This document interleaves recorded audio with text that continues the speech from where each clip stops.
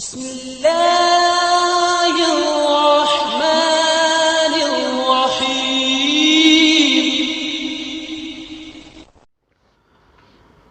اعوذ باللہ من الشیطان الرجیم، بسم اللہ الرحمن الرحیم۔ السلام علیکم۔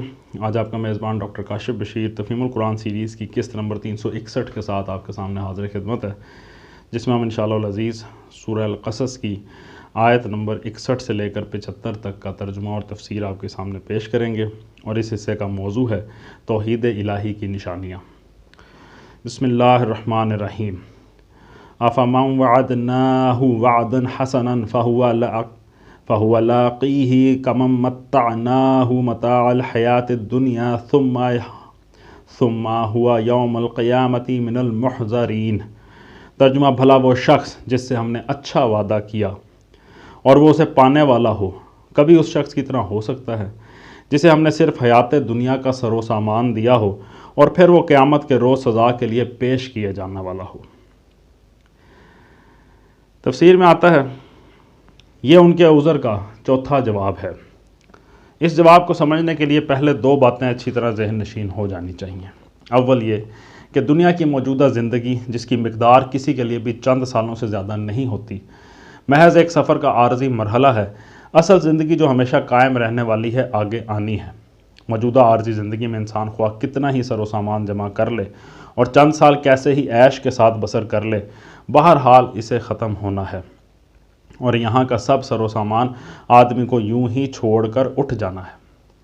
اس مختصر سے عرصہ حیات کا عیش اگر آدمی کو اس قیمت پر حاصل ہوتا ہو کہ آئندہ کی ابدی زندگی میں وہ دائماً خستہ حال اور مبتلا مصیبت رہے، تو کوئی صاحب عقل آدمی یہ خسارے کا سودا نہیں کر سکتا۔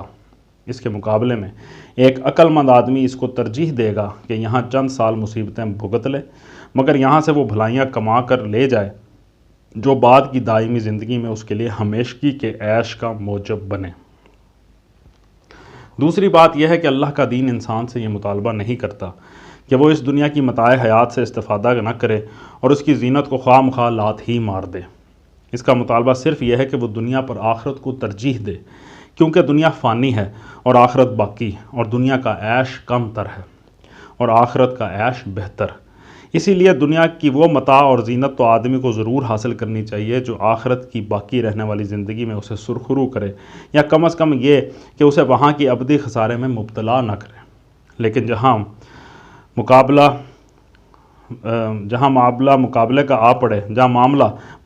آ پڑے، یعنی دنیا کی کامیابی اور آخرت کی کامیابی ایک دوسرے کی ضد ہو جائیں، وہاں دین حق کا مطالبہ انسان سے یہ ہے، اور یہی عقل سلیم کا مطالبہ بھی ہے، کہ آدمی دنیا کو آخرت پر قربان کر دے اور اس دنیا کی عارضی متاع و زینت کی خاطر وہ راہ ہرگز اختیار نہ کرے جس سے ہمیشہ کے لیے اس کی عاقبت خراب ہوتی ہو۔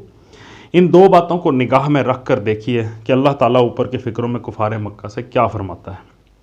وہ یہ نہیں فرماتا کہ تم اپنی تجارت لپیٹ دو، اپنے کاروبار ختم کر دو اور ہمارے پیغمبر کو مان کر فقیر ہو جاؤ، بلکہ وہ یہ فرماتا ہے کہ یہ دنیا کی دولت جس پر تم ریجھے ہوئے ہو بہت تھوڑی دولت ہے، اور بہت تھوڑے دنوں کے لیے تم اس کا فائدہ اس حیات دنیا میں اٹھا سکتے ہو۔ اس کے برعکس اللہ کے ہاں جو کچھ ہے وہ اس کی بنسبت کم و کیف یا کوانٹٹی اور کوالٹی میں بھی بہتر ہے اور ہمیشہ باقی رہنے والا بھی ہے۔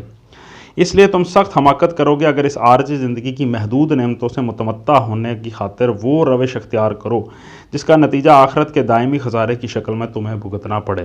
تم خود مقابلہ کر کے دیکھ لو کہ کامیاب آیا وہ شخص ہے جو محنت و جانفشانی کے ساتھ اپنے رب کی خدمت بجا لائے اور پھر ہمیشہ کے لیے اس کے انعام سے سرفراز ہو، یا وہ شخص جو گرفتار ہو کر مجرم کی حیثیت سے خدا کی عدالت میں پیش کیے جانے والا ہو، اور گرفتاری سے پہلے محض چند روز حرام کی دولت سے مزے لوٹ لینے کا اس کو موقع مل جائے۔ وَيَوْمَ يُنَادِيهِمْ فَيَقُولُ أَيْنَ شُرَكَائِيَ الَّذِينَ كُنْتُمْ تَزْعُمُونَ۔ ترجمان: اور بھول نہ جائیں یہ لوگ اس دن کو جب کہ وہ ان کو پکارے گا اور پوچھے گا، کہاں ہیں میرے وہ شریک جن کا تم گمان رکھتے تھے۔ تفسیر میں آتا ہے، یہ تقریر بھی اسی چوتھے جواب کے سلسلے میں ہے، اور اس کا تعلق اوپر کی آیت کے آخری فقرے سے ہے۔ اس میں یہ بتایا جا رہا ہے کہ محض اپنے دنیاوی مفاد کی خاطر شرک و بت پرستی اور انکار نبوت کی جس گمراہی پر یہ لوگ اصرار کر رہے ہیں، آخرت کی ابدی زندگی میں اس کا کیسا برا نتیجہ انہیں دیکھنا پڑے گا۔ اس سے یہ احساس دلانا مقصود ہے کہ فرض کرو دنیا میں تم پر کوئی آفت نہ بھی آئے اور یہاں کی مختصر سی زندگی میں تم حیات دنیا کی متاع و زینت سے خوب بہرہ اندوز بھی ہو لو، تب بھی اگر آخرت میں اس کا انجام یہی کچھ ہونا ہے تو خود سوچ لو کہ یہ نفع کا سودا ہے جو تم کر رہے ہو یا سراسر خسارے کا سودا۔ قال الذین حق علیہم القول ربنا هؤلاء الذین اغویناہم کما اغوینا تبرأنا الیک ما کانوا ایانا یعبدون۔ ترجمہ، یہ قول جن پر چسپاں ہوگا وہ کہیں گے، اے ہمارے رب، بے شک یہی لوگ ہیں جن کو ہم نے گمراہ کیا تھا، انہیں ہم نے اسی طرح گمراہ کیا جیسے ہم خود گمراہ ہوئے۔ ہم آپ کے سامنے برات کا اظہار کرتے ہیں، یہ ہماری تو بندگی نہیں کرتے تھے۔ یہ قول جن پر چسپاں ہوگا، تفسیر میں آتا ہے اس سے مراد وہ شیاطین جن و انس ہیں جن کو دنیا میں خدا کا شریک بنایا گیا تھا، جن کی بات کے مقابلے میں خدا اور اس کے رسولوں کی بات کو رد کر دیا گیا تھا، اور جن کے اعتماد پر صراط مستقیم کو چھوڑ کر زندگی کے غلط راستے اختیار کیے گئے تھے۔ ایسے لوگوں کو خواہ کسی نے الہ اور رب کہا ہو یا نہ کہا ہو، بہرحال جب ان کی اطاعت و پیروی اس طرح کی گئی جیسے خدا کی ہونی چاہیے تو لازماً انہیں خدائی میں شریک کیا گیا ہے۔ پھر آیت میں آیا کہ ہم آپ کے سامنے برات کا اظہار کرتے ہیں۔ تفسیر میں آتا ہے یعنی ہم نے زبردستی ان کو گمراہ نہیں کیا تھا، ہم نے ان سے بینائی اور سماعت سلب کی تھی، نہ ان سے سوچنے سمجھنے کی صلاحیتیں چھینی تھیں، اور نہ ایسی ہی کوئی صورت پیش آئی تھی کہ یہ تو راہ راست کی طرف جانا چاہتے ہوں مگر ہم ان کا ہاتھ پکڑ کر جبراً انہیں غلط راستے پر کھینچ لے گئے ہوں، بلکہ جس طرح ہم خود اپنی مرضی سے گمراہ ہوئے تھے اسی طرح ان کے سامنے بھی ہم نے گمراہی پیش کی اور انہوں نے اپنی مرضی سے اس کو قبول کیا، لہٰذا ہم ان کی ذمہ داری قبول نہیں کرتے۔ ہم اپنے فعل کے ذمہ دار ہیں اور یہ اپنے فعل کے ذمہ دار۔ یہاں یہ لطیف نقطہ قابل توجہ ہے کہ اللہ تعالیٰ سوال تو کرے گا شریک ٹھہرانے والوں سے، مگر قبل اس کے کہ یہ کچھ بولیں جواب دینے لگیں گے وہ جن کو شریک ٹھہرایا گیا تھا۔ اس کی وجہ یہ ہے کہ جب عام مشرکین سے یہ سوال کیا جائے گا تو ان کے لیڈر اور پیشوا محسوس کریں گے کہ اب آ گئی ہماری شامت، یہ ہمارے سابق پیرو ضرور کہیں گے کہ یہ لوگ ہماری گمراہی کے اصل ذمہ دار ہیں، اسی لیے پیرووں کو بولنے سے پہلے وہ خود سبقت کر کے اپنی صفائی پیش کرنی شروع کر دیں گے۔ آخر میں آیا یہ ہماری تو بندگی نہیں کرتے تھے، یعنی یہ ہماری نہیں بلکہ اپنے ہی نفس کے بندے بنے ہوئے تھے، اپنی مرضی سے جو کچھ کیا انہوں نے کیا۔ وَقِيلَ ادْعُوا شُرَكَاءَكُمْ فَدَعَوْهُمْ فَلَمْ يَسْتَجِيبُوا لَهُمْ وَرَأَوُا الْعَذَابَ لَوْ أَنَّهُمْ كَانُوا يَهْتَدُونَ۔ ترجمہ، پھر ان سے کہا جائے گا کہ پکارو اب اپنے ٹھہرائے ہوئے شریکوں کو، یہ انہیں پکاریں گے مگر وہ ان کو کوئی جواب نہ دیں گے اور یہ لوگ عذاب دیکھ لیں گے، کاش یہ ہدایت اختیار کرنے والے ہوتے۔ تفسیر میں آتا ہے یعنی انہیں مدد کے لیے پکارو، یہ اگر وہ مدد کر سکتے ہیں تو پکارو انہیں، دنیا میں تو تم ان پر بھروسہ کر کے ہماری بات رد کر دیتے تھے، اب یہاں ان سے کہو کہ آئیں اور تمہاری مدد کریں اور تمہیں عذاب سے بچائیں۔ وَيَوْمَ يُنَادِيهِمْ فَيَقُولُ مَاذَا أَجَبْتُمُ الْمُرْسَلِينَ۔ ترجمہ، اور فراموش نہ کریں یہ لوگ وہ دن جب کہ وہ ان کو پکارے گا اور پوچھے گا کہ جو رسول بھیجے گئے تھے انہیں تم نے کیا جواب دیا تھا۔ فَعَمِيَتْ عَلَيْهِمُ الْأَنْبَاءُ يَوْمَئِذٍ فَهُمْ لَا يَتَسَاءَلُونَ۔ ترجمہ، اس وقت کوئی جواب ان کو نہ سوجے گا اور نہ یہ آپس میں ایک دوسرے سے پوچھ ہی سکیں گے۔ فَأَمَّا مَنْ تَابَ وَآمَنَ وَعَمِلَ صَالِحًا فَعَسَىٰ أَن يَكُونَ مِنَ الْمُفْلِحِينَ۔ ترجمہ، البتہ جس نے آج توبہ کر لی اور ایمان لے آیا اور نیک عمل کیے وہی یہ توقع کر سکتا ہے کہ وہاں فلاح پانے والوں میں سے ہوگا۔ وَرَبُّكَ يَخْلُقُ مَا يَشَاءُ وَيَخْتَارُ مَا كَانَ لَهُمُ الْخِيَرَةُ سُبْحَانَ اللَّهِ وَتَعَالَىٰ عَمَّا يُشْرِكُونَ۔ ترجمہ، تیرا رب پیدا کرتا ہے جو کچھ چاہتا ہے اور وہ خود ہی اپنے کام کے لیے جسے چاہتا ہے منتخب کر لیتا ہے، یہ انتخاب ان لوگوں کے کرنے کا کام نہیں ہے۔ اللہ پاک ہے اور بہت بالا و برتر ہے اس شرک سے جو یہ لوگ کرتے ہیں، یہ انتخاب ان لوگوں کے کرنے کا کام نہیں ہے۔ تفسیر میں آتا ہے یہ ارشاد دراصل شرک کی تردید میں ہے۔ مشرکین نے اللہ تعالیٰ کی مخلوقات میں سے جو بے شمار معبود اپنے لیے بنا لیے ہیں اور ان کو اپنی طرف سے جو اوصاف، مراتب، مناصب سونپ رکھے ہیں اس پر اعتراض کرتے ہوئے اللہ تعالیٰ فرماتے ہیں کہ اپنے پیدا کیے ہوئے انسانوں، فرشتوں، جنوں اور دوسرے بندوں میں سے ہم خود جس کو جیسے چاہتے ہیں اوصاف، صلاحیتیں، طاقتیں بخشتے ہیں اور جو کام جس سے لینا چاہتے ہیں لیتے ہیں۔ یہ اختیارات آخر ان مشرکین کو کیسے اور کہاں سے مل گئے کہ میرے بندوں میں سے جس کو چاہیں مشکل کشا، جسے چاہیں گنج بخش، اور جسے چاہیں فریاد رس قرار دے لیں، جسے چاہیں بارش برسانے کا مختار، جسے چاہیں روزگار یا اولاد بخشنے والا، جسے چاہیں بیماری اور صحت کا مالک بنا دیں، جسے چاہیں میری خدائی کے کسی حصے کا فرما روا ٹھہرا لیں، اور میرے اختیارات میں سے جو کچھ جس کو چاہیں سونپ دیں، کوئی فرشتہ ہو یا جن یا نبی یا ولی، بہرحال جو بھی ہے ہمارا پیدا کیا ہوا ہے۔ جو کمالات بھی کسی کو ملے ہیں ہماری عطا و بخشش سے ملے ہیں، اور جو خدمت بھی ہم نے جس سے لینی چاہی ہے لی ہے۔ اس برگزیدگی کے یہ معنی آخر کیسے ہو گئے کہ یہ بندے بندگی کے مقام سے اٹھا کر خدائی کے مرتبے پر پہنچا دیے جائیں، اور خدا کو چھوڑ کر ان کے آگے سر نیاز جھکا دیا جائے، ان کو مدد کے لیے پکارا جانے لگے، ان سے حاجتیں طلب کی جانے لگیں، انہیں قسمتوں کا بنانے اور بگاڑنے والا سمجھ لیا جائے، اور انہیں خدائی صفات و اختیارات کا حامل قرار دے دیا جائے۔ وَرَبُّكَ يَعْلَمُ مَا تُكِنُّ صُدُورُهُمْ وَمَا يُعْلِنُونَ۔ ترجمہ، تیرا رب جانتا ہے جو کچھ یہ دلوں میں چھپائے ہوئے ہیں اور جو کچھ یہ ظاہر کرتے ہیں۔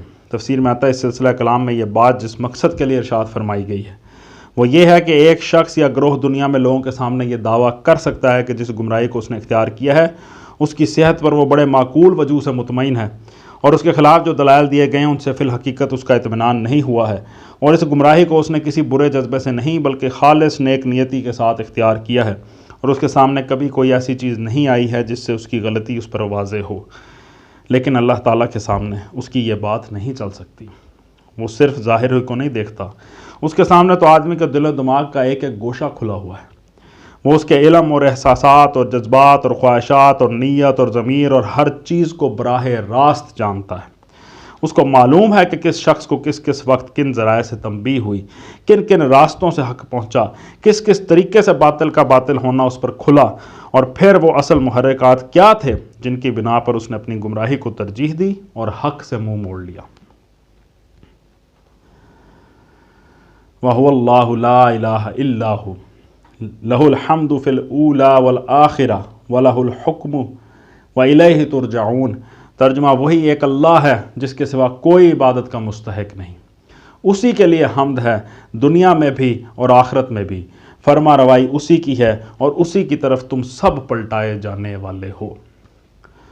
قُلْ أَرَأَيْتُمْ إِنْ جَعَلَ اللَّهُ عَلَيْكُمُ اللَّيْلَ سَرْمَدًا إِلَىٰ يَوْمِ الْقِيَامَةِ مَنْ إِلَٰهٌ غَيْرُ اللَّهِ يَأْتِيكُمْ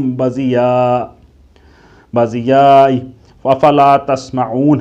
ترجمہ، اے نبی صلی اللہ علیہ وآلہ وسلم، ان سے کہو، کبھی تم لوگوں نے غور کیا کہ اگر اللہ قیامت تک تم پر ہمیشہ کے لیے رات طاری کر دے تو اللہ کے سوا وہ کون سا معبود ہے جو تمہیں روشنی لا دے؟ کیا تم سنتے نہیں ہو؟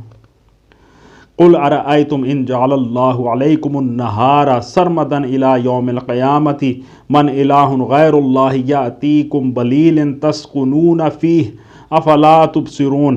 ترجمہ، ان سے پوچھو، کبھی تم نے سوچا کہ اگر اللہ قیامت تک تم پر ہمیشہ کے لیے دن طاری کر دے تو اللہ کے سوا وہ کون سا معبود ہے جو تمہیں رات لا دے تاکہ تم اس میں سکون حاصل کر سکو؟ کیا تم کو سوچتا نہیں ہے؟ وَمِن رَحْمَتِهِ جَعَلَ لَكُمُ اللَّيْلَ وَالنَّهَارَ لِتَسْكُنُوا فِيهِ وَلِتَبْتَغُوا مِن فَضْلِهِ وَلَعَلَّكُمْ تَشْكُرُونَ۔